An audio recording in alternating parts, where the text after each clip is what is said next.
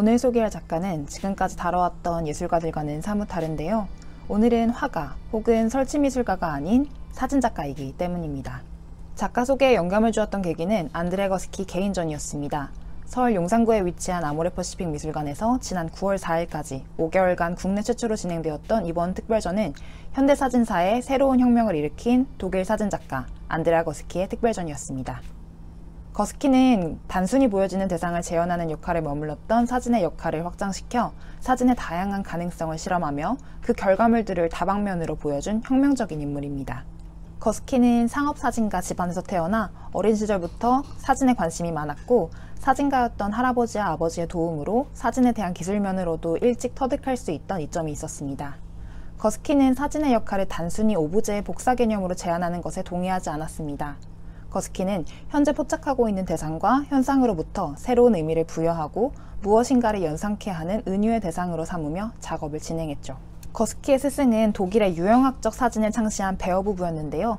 베어부부는 50년대부터 20세기 초 산업화 시대의 상징적인 건축물을 주로 촬영하며 유명했던 사진가였습니다.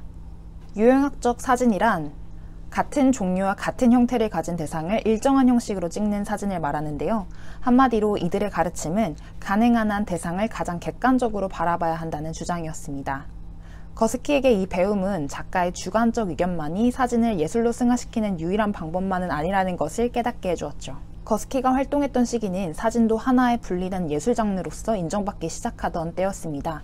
거스키는 당대의 다른 사진작가들과 대상을 대하는 목적과 의도에도 분명한 차이가 있었지만 무엇보다 가장 눈에 띄게 그를 주목받게 한 차이점은 작은 사진들이 주류를 이루던 80년대에 기념비적인 스케일의 대형 사진을 대중들에게 선보이기 시작하면서였습니다.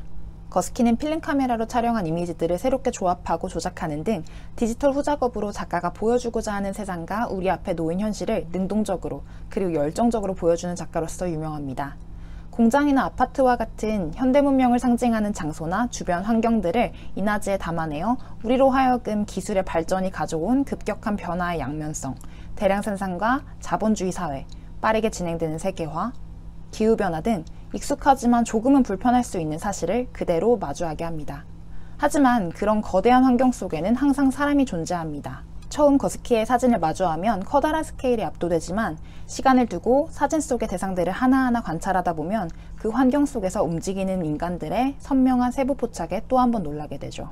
그의 사진에 찍힌 사람들은 어떤 행동을 하고 있다기보다는 주변 환경에 사로잡혀 있다는 느낌에 가깝습니다. 그리고 어떠한 특정 인물 하나를 묘사하며 특별한 의미를 부여한다기보다는 수많은 세계인들 중 하나처럼 익명적인 존재로 느껴져요. 어떠한 대상 속에서 명확한 주제를 대중들에게 던져주며 본인의 사진을 한정적으로 정리하거나 설명하려 하지 않습니다. 우리는 그의 사진에서 이미 알고 있는 물체와 대상을 마주하고 있고 그것들은 현미경으로 확대한 듯 세부 묘사가 너무 명확한데 저에게는 그의 이미지 속 대상들이 오히려 모호하게 느껴졌습니다. 거스키가 후작업으로 조작하는 이미지의 구도, 색감의 명도와 조도, 혹은 애초부터 이미지를 포착하는 작가의 비일반적인 위치와 관점 때문일까요? 작가의 익숙한 상황을 비일상적으로 바라보는 특별한 시각을 간접적으로 체험하게 되는 것 같아 신선했습니다. 제가 평소 회화 전시에 엄청난 열정이 있는 것과는 달리 사진전에는 관심이 거의 없었는데요. 이유는 다양하겠지만 가장 크게 거부감을 들게 했던 건 제가 사진사에는 문외한이라는 점과 패션 모델로서 활동하며 사진을 찍히는 업을 오래 하다 보니 사진이라는 그 이미지가 포착하는 오브제에 대한 너무 정형화된 시각을 오랫동안 갖게 되었던 것 같아요. 특히 인물이 담긴 사진은 어떠한 예술로서 인지하기가 쉽지 않았던 거죠. 쉽게 말해서 이미지 속에 담긴 대상이 표현하는 것이 순수 예술로서 느껴지는데 어려움이 있었달까요? 회화는 알고 있는 대상을 담고 있어도 작가가 표현해낸 붓터치와 감정을 녹여낸 색과 선을 저만의 방식으로 읽어내는 재미가 있습니다. 날카로움과 부드러움 등 재현적인 그림이든 추상적인 그림이든 그 그림 속의 선과 색이 만들어내는 합을 저만의 순수한 경험으로 흡수할 수 있어서 편안합니다.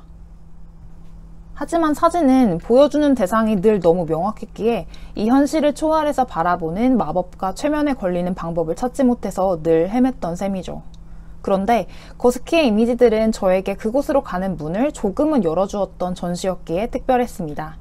실제 물리적인 공간은 거스키에게 매우 중요하지만 작가는 본인의 작품들을 보다 추상적인 방법으로 표현하려고 노력했다는 느낌을 받았습니다. 거스키는 한 인터뷰에서 우리가 특정 건물이나 특정 장소에 살고 있다는 것뿐만 아니라 우리가 우주를 통해 엄청난 속도로 가고 있는 행성에서 살고 있다는 것을 인식하려고 노력합니다. 저는 일반적으로 이 세상에서 일어나고 있는 일들에 늘 많은 관심을 갖습니다. 라고 이야기합니다. 거스키는 전 세계적으로 일어나고 있는 모든 상황들을 경시하지 않습니다. 작가의 이미지들은 현실을 담고 있기에 매우 사실적이지만 본인의 작품들을 마주하게 될 감상자들이 주관적인 의견을 형성할 수 있도록 그 공간을 비워둡니다. 개인적인 정치적 견해와 주관적인 의견은 이미지와 분리시키는 것이죠. 거스키는 현재 우리 사회에 일어나고 있는 현상들을 작품 속에 담아내지만 상당히 독특한 관점으로 이 현상들을 바라보게 하며 미적 충족을 선물합니다. 이처럼 거스키는 사진과 미술의 경계를 허물며 기존의 정형화된 사진의 한계에서 벗어나 우리 삶의 실체를 고스란히 보여주는 작가입니다.